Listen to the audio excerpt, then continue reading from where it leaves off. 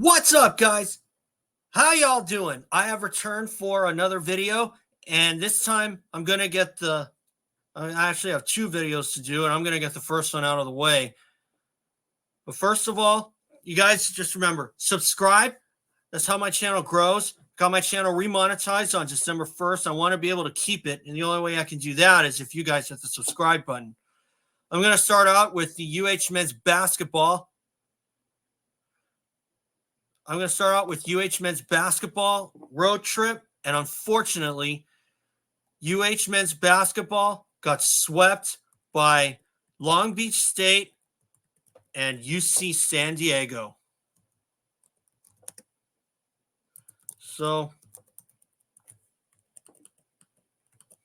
let's get started. Sorry, guys, I was editing my banner. I'm going to put it up right now. That's it.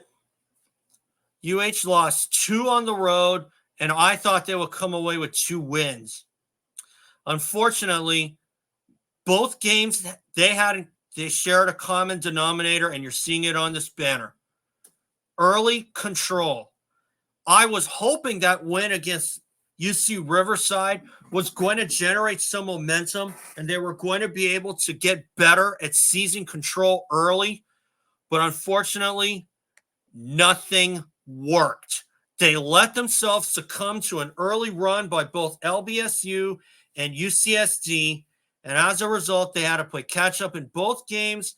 They managed to cut the gap down to single digits, but they would end up losing 79-71 against Long Beach State. And just tonight, or I should, tonight, since this video is taking place on January 20th, UH would lose to UC San Diego 67-61. But UCSD, that looked like a winnable game.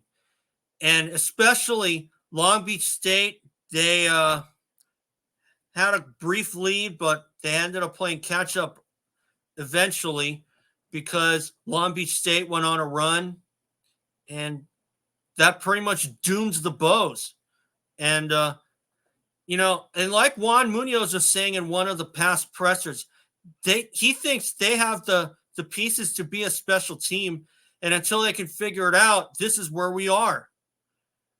And you know what? I know that this team can be special, but if they keep subjecting themselves to early runs like they did on both of these road games, this is going to be one long-ass season. Not going to lie to you. Right now, UH is 2-5. When they had a chance to be 4-3, they instead end up being 2-5. But fortunately, they're still around 6th or 7th in the conference. They have the better overall percentage over Fullerton and UC Riverside.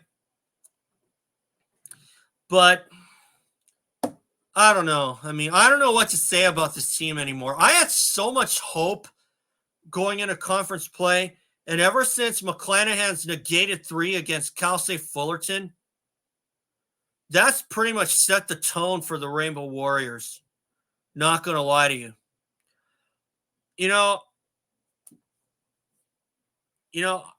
Overall, I'm kind of so-so about the season.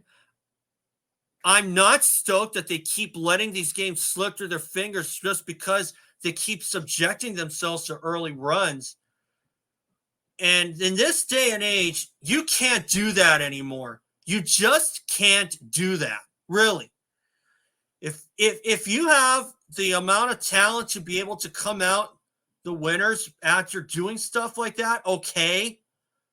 But you make life a hell of a lot tougher on yourselves. It is one thing to not forget these games, but when you come back and you end up losing by the margins that they do, it's just not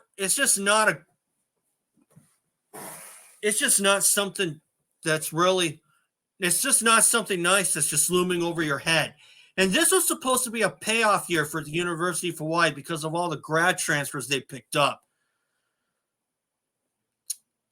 But this is where we are, unfortunately. And by the way, on the UCSD game, Juan Munoz cracking 1,000 points. So shout out to Juan. Obviously, I would have liked them to be on the winning side of this thing. But until they can figure something out and be able to seize control early on a frequent or a weekly base or a gamely basis, I should say, this is what we're going to see.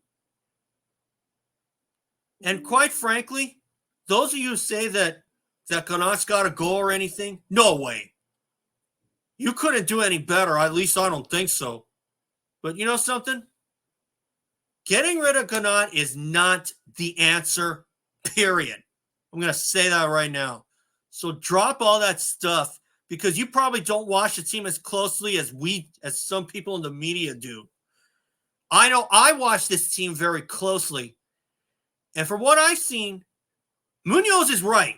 They got the pieces to be a hell of a team. But until they can figure this out, this is what we're going to see. Frustration. And really, I got nothing but love for the University of Hawaii men's basketball team. And I know that they can be a great team. And they just got to figure stuff out quickly. And unfortunately, the schedule does not get any easier because we go up against UC Santa Barbara, who's been around the middle of the conference for a change, which is a little bit of a surprise.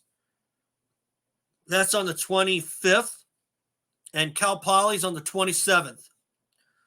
So I think Santa Barbara, I'm kind of looking at UH as 2-point underdogs, unfortunately. I know this kind of contradicts things, but, you know, you got to give Santa Barbara credit. They're a hell of a team, and they're a team that you can't take lightly, even with the record that they have.